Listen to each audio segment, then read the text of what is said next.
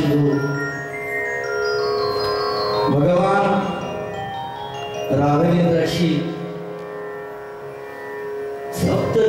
नवदिवसीय कथा त्याचा 7वा दिवस उजळला. बघत बघत 7 दिवस कधी निघून गेले. तुम्हा सर्व ज्येष्ठ अधिकारी मोठ्या मोठ्यांचं श्रवण केलेली अधिकारी बंद श्रोता परम पावन भूमी गोदावरीच्या उत्तर तीरावर बसलेलं भगवान नगरेश्वराचं मंदिर, शहराच्या मध्यभागामध्ये विराजमान भगवान नगरेश्वर, त्याच्या खुशीमध्ये आपण काय भाग्य उदयाला आलं काही माहित नाहीये. तुम्ही तर नित्य त्याच्या सानिध्यात आहात नगरेश्वराचे. आम्हालाही योग आला, मलाही 10 दिवसाकरता नगरेश्वरानं आमंत्रित केलं. या भूमीचा फार मोठा महिमा आहे. खूप जुनं मंदिर आहे.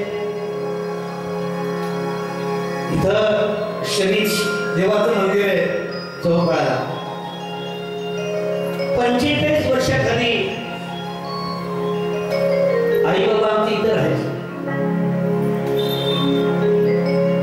आई ही शैव आहे, शिवभक्त आहे. शिवभक्त असल्यामुळे नगरेश्वरच्या दर्शनात यायची मागायला. सोमवारी तर ते हमखास नगरेश्वरच्या पायापड्याचं राहायचं नाही. बऱ्याच काही छोट्या मोठ्या गोष्टी आईने विस्ताराने सांगितल्या. या जागेचा महिमा सांगितला, त्या परम पावन भूमीमध्ये तुम्हा सर्व श्रोत्यांचं मी व्यासपीठावरून तुमच्या चरणावर साष्टांग प्रणिपात करतो. जय सियाराम.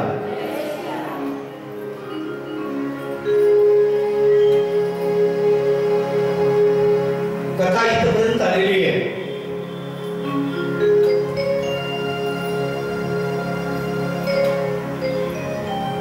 केवटाचं चरित्र झालं. केवट कोण आहे? राम राज्यातला हा पहिला नागरिक आहे केवट. किरात वंशात जन्माला आलेला आहे. अस्पृश्य आहे. निषादराज कुळ सुद्धा अस्पृश्य आहे. पण अस्पृश्यांना सुद्धा जवळ घेतो. त्याचं नाव राम.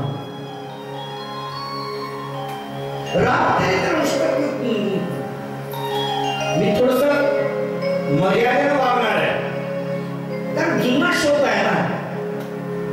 या भूमीमध्ये वेदांताचं तत्वज्ञान ऐकणारी फार मोठी मोठी माणसं येऊन गेली बोलणारी.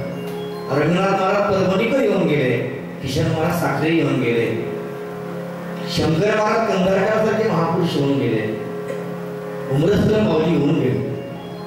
मी फक्त तुम्हाला जास्त कथेला का मी बाजूला जायला तयार नाही त्याचे कारण आहे, तुम्ही मोठ्या मोठ्या श्रवण केले, माझं वय केले.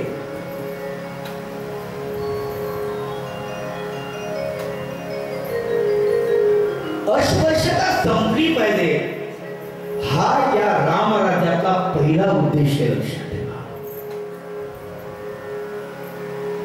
समग्र विश्व माझ्या रामाकरता आलं पाहिजे म्हणून 500 वर्षानंतर मंदिर होणार आहे. हो, तिथं सगळ्याला रामराजाच्या मंदिरामध्ये प्रवेश आहे. भगवान राम म्हणतात की ते अयोध्येत राहिलं तर अयोध्या पुरताच राहील, पण वानरांना कोण जवळ घेईल?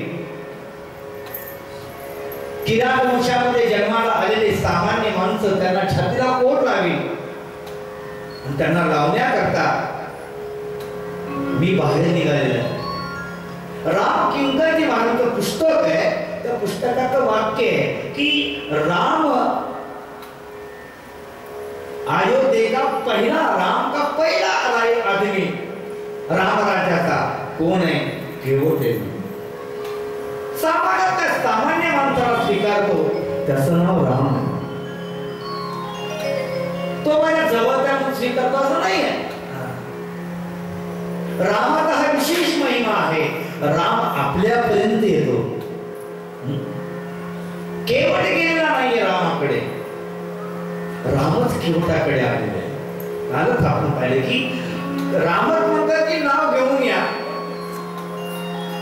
आपल्यापर्यंत येतो,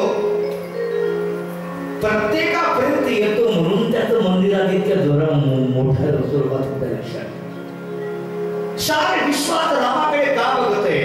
कारण प्रत्येकाचा हृदय तोच आहे आणि प्रत्येकाला येणार आहे. प्रत्येकासाठी फार मर्यादेने वागणारा राम. पत्नीने कसं वागलं पाहिजे, पतीने कसं वागलं पाहिजे, मुलाने कसं वागलं पाहिजे, फार मर्यादेने बोलले हो राम. या कथानकामध्ये भगवान गोमती, सई आणि श्रृंगवीरपूर गंगेच्या तटावर आहे. गंगेच्या तटावरून भारद्वाज ऋषीकडे निघाले आणि निघाल्यानंतर त्या भारद्वाज ऋषीला विचारतात, मला तुम्ही मार्ग सांगा. मार्ग चुकीच्या माणसाला विचारू नये बरं, मार्ग योग्य माणसाला विचार. आणि आता आपली माणसं गुगलवाली माणसं, आपली माणसं गुगलवर आली ना, लक्षात ठेवा. बघर गुगलचं कोड राहील, लक्षात ठेवा. आता बरीच माणसं मॅपवर यात्रेला गेलो ना, तर ती तो ड्रायव्हर इकडे तिकडे बघायला गरज नाही, त्याला आपला मॅप करायचं. हा रोड इकडे चला, हा रोड इकडे चला, हा इकडून जवळ तिकडून जवळ. किती सुंदर आहे तो आपल्याला. घरी बसून अयोध्या बघता येईल ना आपल्याला 22 तारखेला. जगात कोणतेही पाहायचं असेल तर गुगल कामाला यायला. लक्षात ठेवा की केवढी मोठी क्रांती झालेली. मला मार्ग दाखवा म्हणतात. मार्ग विचारत असताना संतांना विचारत जावं. आपल्या मार्गाचे मार्गस्थ संत आहेत. जर संतांना नाही विचारलं तर अपघात होण्याची शक्यता आहे. मार्ग दाबोनी गेले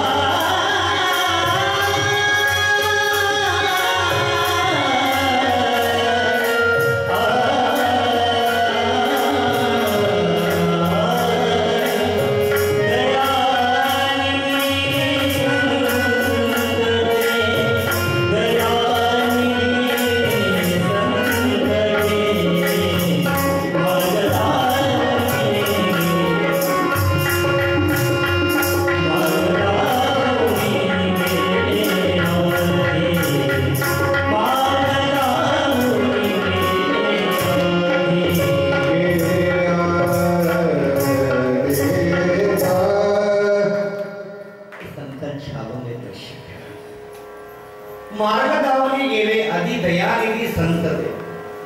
त्यांनी रस्ता दाखवला, या मार्गाने जा. रस्ता विचारत असताना संतांना विचारा, योग्य माणसाला रस्ता विचारा. कारण ज्यांनी हा मार्ग दाखवला त्यांना माहित आहे की त्या मार्गात काय अडचणी येते. म्हणून संतांच्या अंतकरणात दया असल्यामुळे त्यांच्याकडे विचार, बाकी लोकांना विचारलं. आणि मनाने त्याचा प्रयत्न केला तर अपघात होऊ शकतो ना मार्गात. आणि चुकीचा मार्ग सापडला मुक्काम नाही सापडणार आपल्याला. काय झालं म्हणे, एक कारामध्ये माणूस निघाला. रस्ता चांगले झाले ना, जिकडे रस्ते चांगले झाले. 70 वर्षामध्ये काही झालं नाही, ते आता चांगलं झालंय. या सरकारने चांगलं केलं. काय नसते केलं तर जिकडे तिकडे बघायचं काम नाही.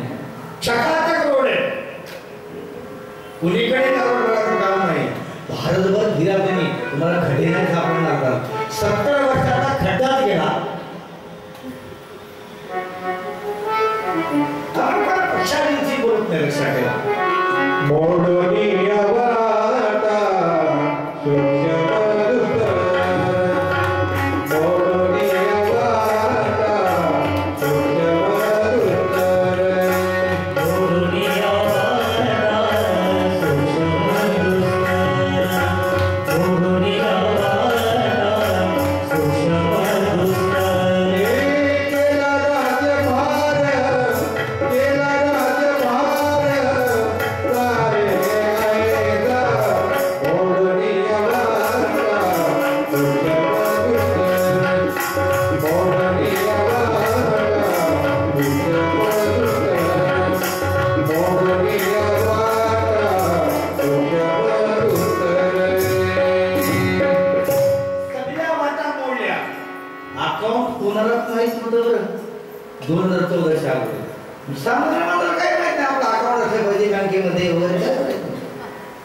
सगळ्याचं अकाउंट काढून घेतलं.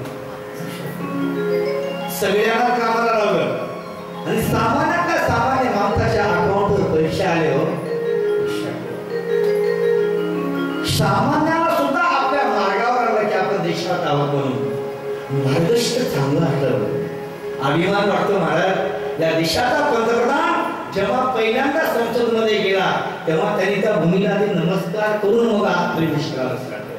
इतका मर्यादित आठवत. हे रामाचा भूमी आहे. हो, हे रामचंद्राची भूमी आहे. भारत भूमी सामान्याची भूमी नाही आहे. आई वडिलांना नमस्कार करणे, भारत भूमीवर प्रेम करणे अशी संतान जन्मा आली बजा. लक्षात ठेवा. ठिकाण विचारलं की तो माणूस काय घेऊन चाललाय. रस्ता चांगला, 100च्या पुढे स्पीड न चालली गाडी. समोर बघितलं खड्डा. त्याला वाटलं आता आपलं काही खरं नाही, कारण खड्डा तर समोर दिसत आहे आणि गाडीच्या स्पीड मध्ये आपण प्रयत्न करतो वाचत वाचवायचं काही खरं नाही. त्यानं पूर्ण शक्ती लावली आणि गाडीचा ब्रेक केलं. खड्ड्यात पडणार म्हणजे गाडी थांबली. दीर्घ श्वास सोडला. म्हणजे वा, ओके, भाग्यवान आहे मध्ये वाचलो प्रभू. खूप छान झाला. म्हणजे एवढा मोठा खड्डा, एवढा चांगला रोड. असं कसं श्वास सोडला. बाजूला एक शेतकरी शेतामध्ये नांगरत होता आणि त्या शेतकऱ्याला विचारलं, अहो भाऊ, आणि इतक्या चांगल्या रोडवर एवढा मोठा खड्डा, पाठी सुद्धा लावली नाही, पुढे खड्डा आहे म्हणून.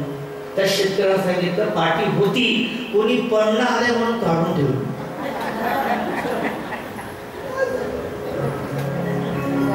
मार्ग घेणं खूप अवघड आहे. मार्ग घेणं खूप अवघड आहे.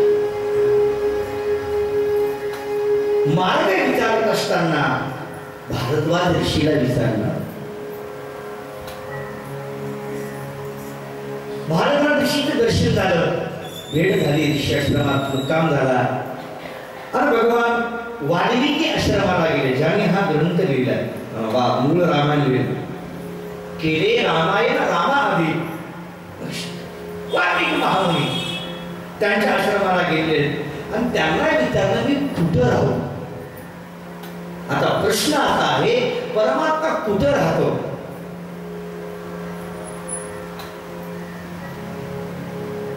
निर्मल मन जन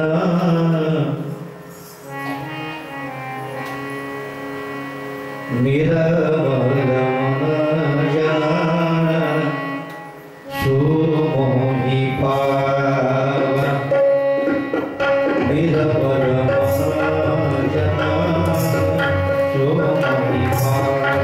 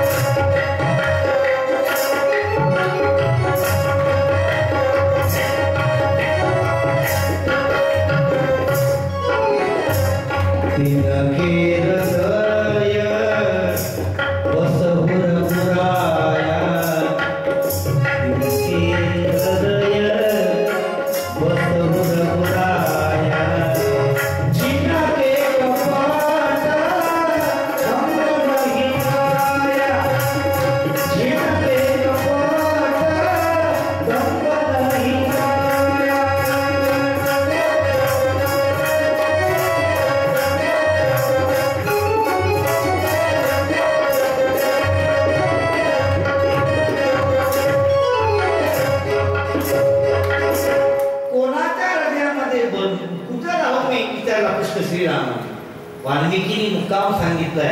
लक्षात ठेवा, आपल्या घरापर्यंत तो मुक्काम येऊ शकतो. बरं, आपल्या मुक्कापर्यंत आला पाहिजे. जीवनामध्ये राम असतील ते लक्षात ठेवा. धोक्याची सूचना आहे. एक तर जीवनात राम येऊ शकतो, नाही तर काम येऊ शकतो. जीवनामध्ये एक तर राम येऊ शकतो, नाही तर काम येऊ शकतो.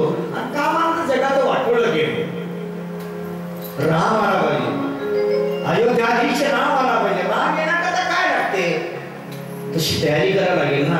एक सामान्य पाहुणा जर येत असते तर आपण आपलं सोफा सेट बरोबर आहे का? काय घामाघूम आमच्या माता बोलून बाबा. आता आमचा एखादा महाराजांचा जसं काही या गेला काही त्या बाईला काय सांगतो तुम्हाला. गेलो भाऊच्या घरी सगळ्यांना आमंत्रित करणं काय, बोलवणं काय, त्यांना महाराज येणार आहे त्यांच्याकडे वगैरे राम टाकणं काय होतं. लक्षात घ्या, एक व्यक्ती येत असेल तर इतकं करावं लागते.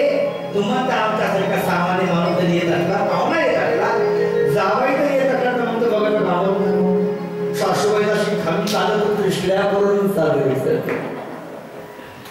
स्लॅब वरून चालत. तिला काय बघायचं, काय आवडते म्हणजे सासूबाईला? शेण साई आणि उतरंड जावाई. शेण आवडते, आपल्याला शेण राहिलंच नाही ना. शेण आवडते. जर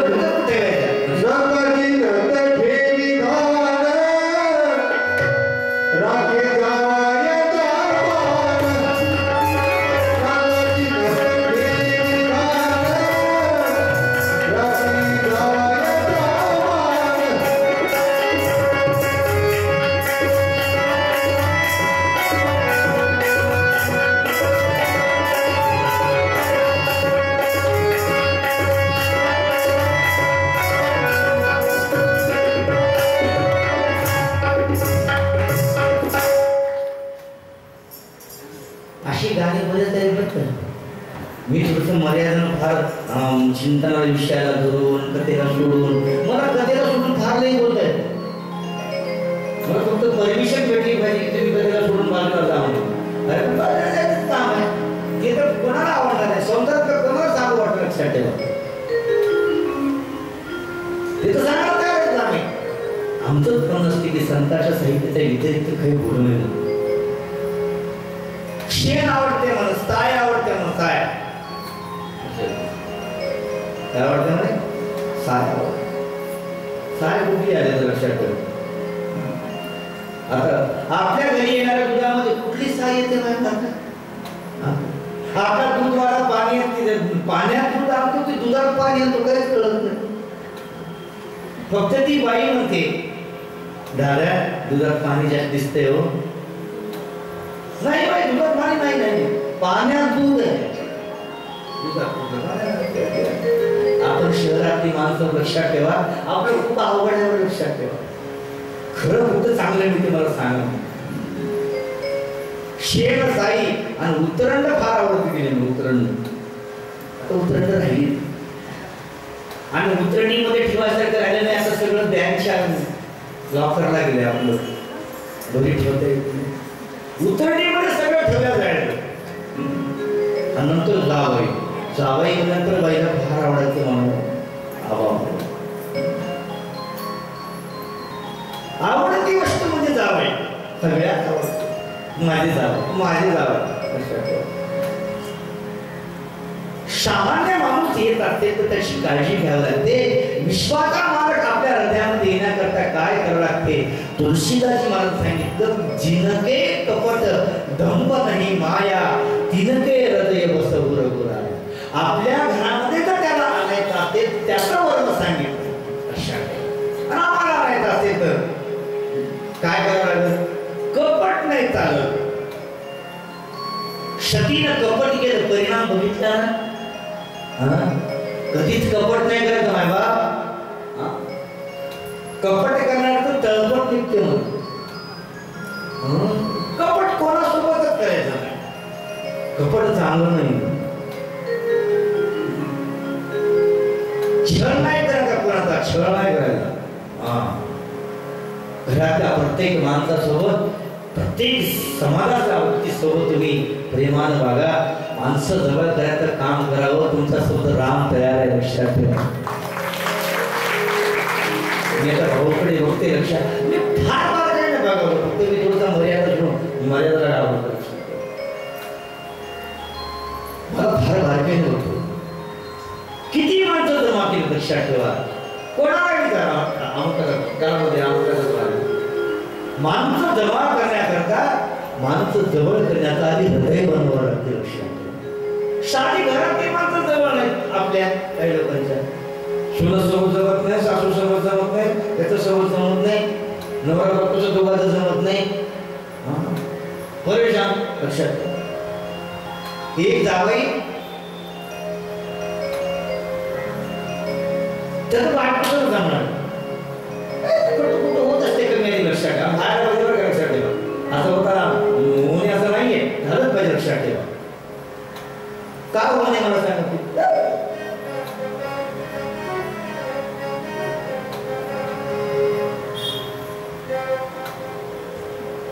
दोघं जर नवीन लग्न झालेले मुंबई सारख्या शहरात गेले दोघांचा खर्च तिनं सांगितलं आजपासून ते मला बोलायचं. त्यामुळे मला गरज नाही म्हणते. मी पुरुष आहे म्हटला आणि तू मला म्हणतेस की बोलू नका गरजच नाही मला तुझी मला. पण लक्षात ठेवा घरातल्या माणसाशी नाही चालत नाही. तुम्ही कोणालाही खेळा पण बायकोला विचार करून खेळा. इथं तलवार नाही चालत काही चालत नाही लक्षात ठेवा. फार अवघड काम. गेला ऑफिसला संध्याकाळी आल्यानंतर पाय धुतले बोलायचं तर नाहीत ना. आग नाही तुला नाही काय आग तू गालं बंद बसला बऱ्याच काही पत्नी बोलायला तयार नाही काय नाही. भूक लागलेली ऑफिस दिवसभर ड्युटी करून आलाय कारण चिठ्ठी गेली जेवायला वाढणे आणि चिठ्ठी लिहिल्याबरोबर ती हातात तिनं बघितली चिठ्ठी बघितली जेवायला वाढणे ठीक आहे. तिनं सुंदर ताट मांडलं आणून ठेवलं आणि लगेच त्या स्वयंपाकघरामध्ये आणि चिठ्ठी यांच्या हातात देऊन दिली. गिळणे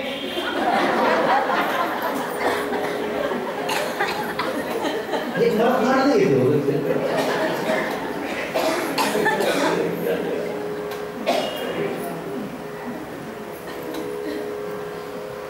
काही बोललं नाही, गुन्हाने गिळला जेवला.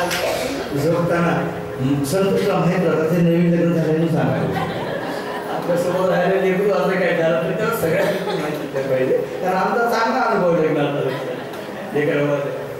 तर आणखी काही झालं नाही. संध्याकाळी चिठ्ठी लिहिली. पहाटे पहिली गाडी जी आदिलाबादला जाणारी त्याला मला जायचं आहे. पहाटे उतरवली. चिठ्ठी बघितली. पत्नीनं काही हरकत नाही, ठीक आहे. झोपी बोलायचंच नाही.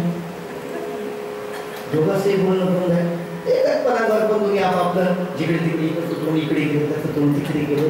निवांत झोपले. सकाळ झाली. पहाटेची गाडी याला 9:30ला उठला. गाडी तर पहाटेची 9:30 उठल्याबरोबर करता काय माणूस असल्यावर तू ते म्हणले मी माणूस नाही बाई आहे. मी कुठे मानतो मी तर बाई आहे. एवढा वेळा म्हणला बदल लागला. पहाटेची गाडी निघून गेली ना आता कुठं जाऊन किती म्हटला तर बदल झाली ना. तिने सांगितलं आगाव बोलायचं. आगाव बोलायचं. तुमच्या उशीच्या जवळ चिठ्ठी लिहिलेली आहे. पहाट झालेली उठणे.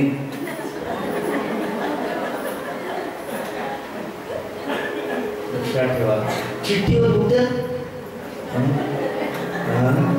बकेटवर पाणी घातल्यावर उठते की नाही. काय आलं बाबा, फार कठीण काम आहे. कंटाळून गेला म्हणून आणि सासरी बुवाकडे गेला. सासरी बुवा आणि अवघड आहे म्हणे, कारण तुमचं जे फळ आमच्याकडे आले, तुमचं जे फळ आमच्याकडे आले त्याचा खूप त्रास झाला मला. सासऱ्याला बरेच लेकर होते, बरेच मुलं मुली होते. त्या सासऱ्यानं सांगितलं जावई तुमच्याकडे एक फळ आले, पण ज्या झाडाला हे फळ येते ते अख्खं झाड माझ्याकडे आले. मस्त कसं होत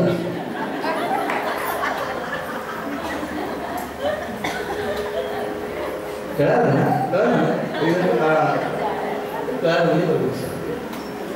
विचार करा, माझी एक पोरगी तुमच्याकडे आली तर तुम्हाला एवढा त्रास व्हायलाय. इतक्या लेकराची माय माझ्याकडे तुमची सासू आहे, तिचा मला किती त्रास करते. जिनके कपट दंभ नाही माया. कपट नाही चालत, त्याच्याकडे येत नाही हृदयात परमात्मा राम. राम येण्याकरता कपट चालत नाही, दंभ नाही चालत. माणसं फार दंभ करतात, परमात्म्यामध्ये दंभ नाही चालत. जे लोक कार्यक्रम करतात ना त्यांनी काळजी घ्या. तुम्ही तुमच्या घरी जे कार्यक्रम करत असाल तर काळजी घ्या. केलेला कार्यक्रम तोंडाला आणून माणसाला फार सांगायची सवय. दंभ कशाला म्हणतात? ज्ञानोबाच्या भाषेमध्ये वाचेचिया चौबारा, घातलिया धर्मा अधर्माचा पसारा, करणी करणे देवीला गंभूजाने. आणि श्रीमद भाषे लिहितात दंभ. दंभ म्हणजे काय? आपल्या घरी पंगत होती समजा आणि 500 लोकांना आमंत्रित केलं. कर्म धर्म करून झालं काय, मानसिक संख्या वाढली आणि सुंदर स्वयंपाक केला होता सत्यातला. माणसं जेवून गेली, तृप्त जेवले. दुसऱ्या दिवशी त्याची पंगत होती. तो माणूस आला म्हणजे दादा तुमची पंगत खूप छान झाली, काय सुंदर पक्वान केले होते. कधी कधी होते बरं का असं, इतका सुंदर स्वयंपाक होतो. फक्त त्या दिवशी मूड असावा स्वयंपाकाचा आणि प्रसन्नता असावी. स्वयंपाक करताना प्रसन्नता असली पाहिजे बरं का. लक्षात ठेवा, स्वयंपाक करताना तुम्ही कधीही अप्रसन्न का असेल तर स्वयंपाक करू नका. पतीला सांगा तुम्ही आल्यानंतर करते, मी जरा मूड मध्ये नाही सांगा. काय लक्षात ठेवा, हे रामचंद्र माणूसच ते लक्षात ठेवा.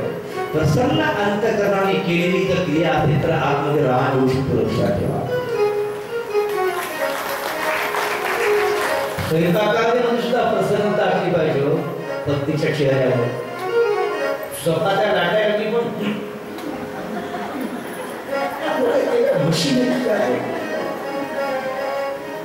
जिनके कपट दंभ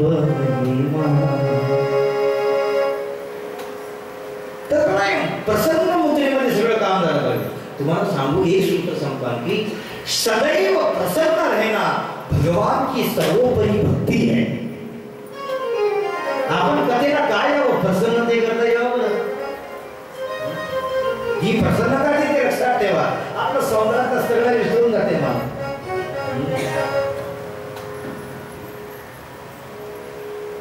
हा कथा सुख देत लक्षात. कथा सुख करी कथा दुःख हरी कथा सुख करी कथा दुःख हरी कथा सुख करी कथा दुःख हरी कथा सुख करी कथा दुःख हरी कथा सुख करी कथा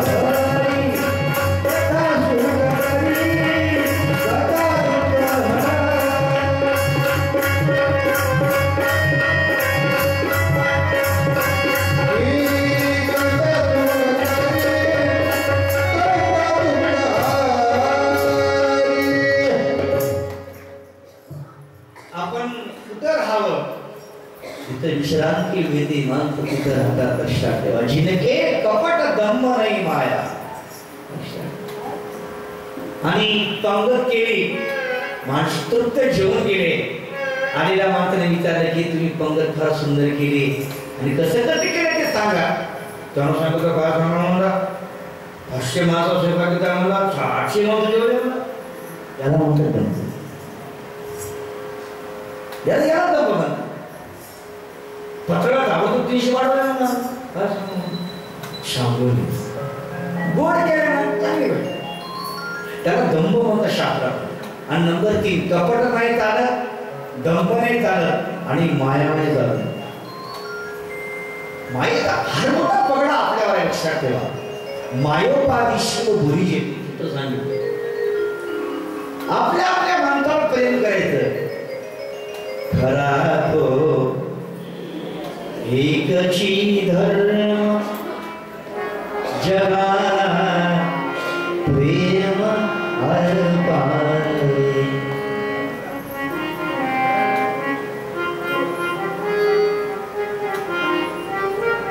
का प्रेम करणे मला सांगा. अरे जगावर प्रेम करण्याकरता रामला आलाय. हो लक्षात ठेवा. या जगाने एकमेकावर प्रेम करण्याकरता लक्षात ठेवा. सर्वांसारखं प्रेम करतो राम. रामाकडे भेद नाही लक्षात ठेवा. सगळ्याच्या घराघरामध्ये शोधक निघत आहे. रामात सगळ्यावर प्रेम आहे. विश्व येणार आहे आज या भारत भूमीमध्ये. रामलला आल्यानंतर प्रत्येक व्यक्ती त्या रामाकरता येणार आहे लक्षात ठेवा. अयोध्येमध्ये तुम्ही पूर्वी गेलात की नाही माहित नाही. मी जाऊन आलोय. अशी बंदूक घेऊनच माणसं होती. दुसरं काहीच नाही. नुसत्या बंदुकी आणि वानर दुसरं काहीच नाही. आणि एक साधा असं बनवलं होतं. आतमध्ये राम होते. रामाकडे जाताना फार कठीण मार्ग होता. अयोध्येमध्ये गेल्यानंतर जेलमध्ये गेल्या सगळं वाढत. पण आज अयोध्या बघा ना किती एकर मध्ये झालेली. एवढं मोठं काम झालंय. अयोध्या अशी बघितल्यानंतर डोळ्याचे पारलं फिटणार लक्षात ठेवा. 22 तारखेचे आपण वाढ बघत आहोत. रामलला आम्ही वाढ